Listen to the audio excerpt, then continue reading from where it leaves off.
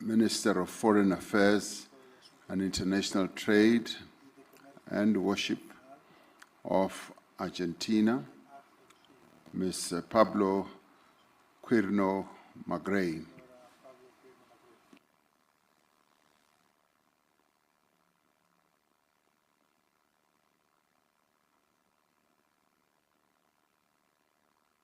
Oh, Mr. Thank you.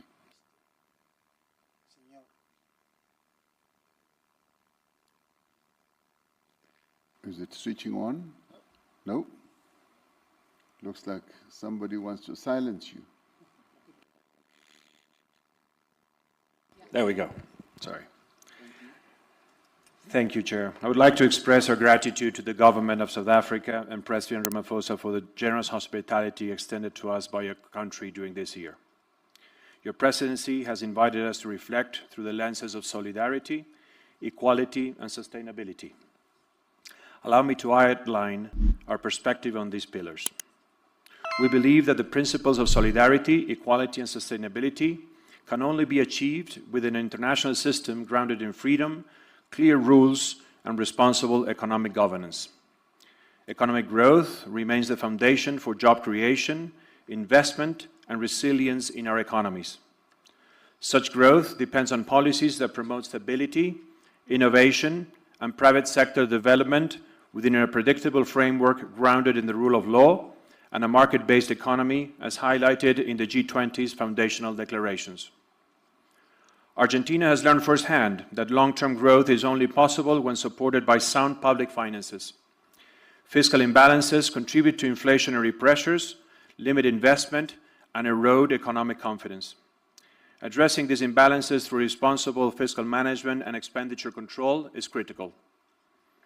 In this context, solidarity can only be effective when growth rests on a stable macroeconomic environment, a legal order that protects private property, and clear rules that expand opportunities for private sector development and all individuals in our society. Associated with this is equality of opportunity, which is both achievable and desirable when grounded in the principle of equality under the law. Achieving this requires structural reforms that foster solid institutional and regulatory frameworks, laying the groundwork for markets to function efficiently, attract investments, encourage job creation, and boost productivity. Equally important is creating opportunities through education, which serves as a powerful equalizing tool and equips individuals with the skills needed to fully benefit from these economic reforms. Technology is a strong ally in this effort. We must maximize the opportunities it provides while mitigating its risks. This includes fostering digital transformation and ensuring that job creation aligns with the needs of the future economy based on the upskilling and reskilling of labor.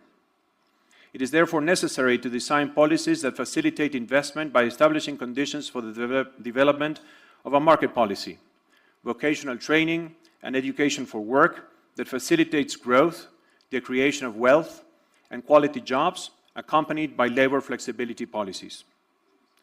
Development policies must be directed toward creating an environment that encourages private investment by reducing risks and taxes, protecting individual property rights, ensuring predictability, and enabling all people to pursue the success of their ventures based on merit, effort, vision, and innovation. When the foundations of growth are respected, solidarity and equality of opportunity become achievable and sustainable over time. Distinguished Chair, esteemed leaders, finally, I wish to draw to your attention to the draft document circulated yesterday. As we all recognize, this G20 represents an important opportunity to demonstrate our collective commitment to the development of the African continent and its people. Argentina has sought to contribute meaningfully and constructively to the consensus-building process. We have shared the red lines we identified in this context, aiming to support the G20's broader goals. Those red lines remain until this time. We all know that the G20 is a premier global forum for coordinating economic actions. Its core principle is consensus, which reflects a reality that all of us must work together to accomplish our shared objectives, ensuring financial stability, fostering economic growth, and strengthening collective development. For Argentina, it is crucial to preserve the integrity of this process by acknowledging when consensus has not been achieved, rather than proceeding with a document that does not accurately reflect our collective will. Moreover, we're deeply concerned with how certain geopolitical issues are framed in the document.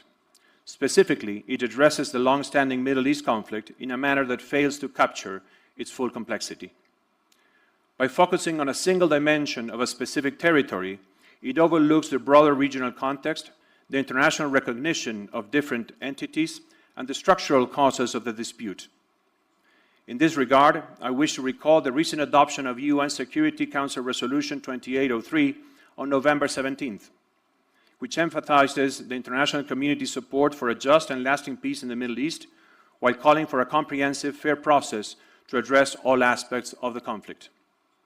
In closing, Argentina, although cannot endorse the declaration based on the aforementioned discrepancies, remains fully committed to the spirit of cooperation that has defined the G20 since its inception. We're convinced that only through genuine dialogue, respect for consensus, and adherence to the principles of the United Nations Charter and international law can this forum continue to keep working constructively with all members and partners, with a shared aim on strengthening global stability, promoting sustained growth, and advancing development in a manner that is inclusive, balanced, and respectful of our diversity. Thank you, Chair.